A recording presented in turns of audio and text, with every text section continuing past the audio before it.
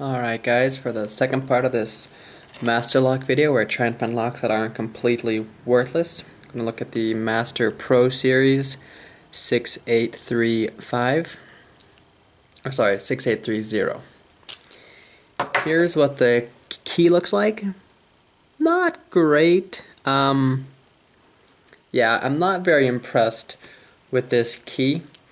It is only a 4-pin lock, so that's not very impressive either. But I'm going to throw it in the vise and we'll see if we can open this. Alright, make sure you can see this. For this one I'm going to use a thick wiper insert.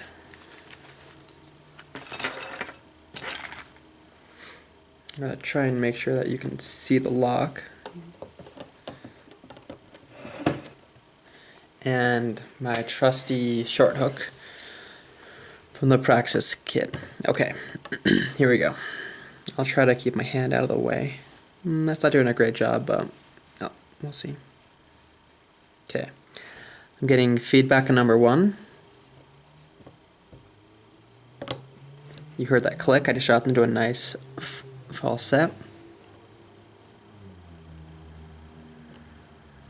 Getting feedback on, I believe that's the third one. I got one click, lost my falset, may have overset it. I'm going to let off one click. Yep. Drop back into that falset. The second one now.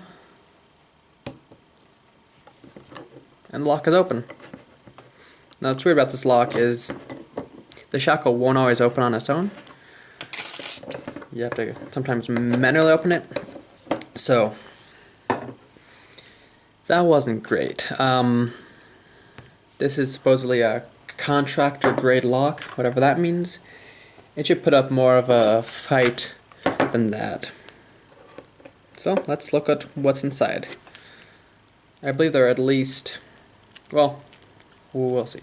I won't try to make any assumptions about what's inside.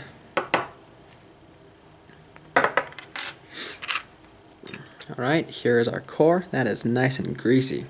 I have never taken this lock apart, so I don't actually know what's inside it. There's not a circlip. Really?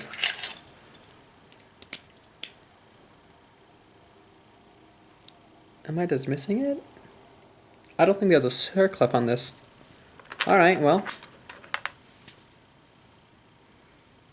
Let's see.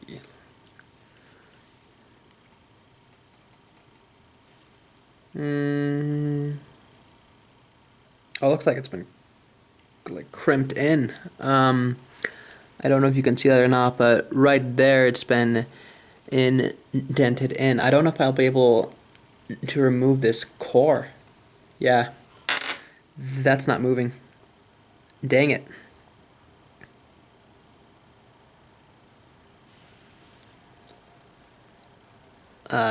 Probably not great light, but yeah, this core, there's no way that I can remove it because of that chunk of metal. Oh, never mind. Okay, we will be able to after all.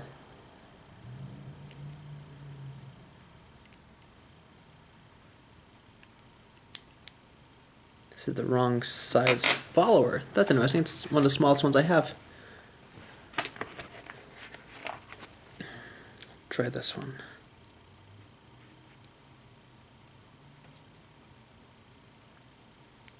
Okay.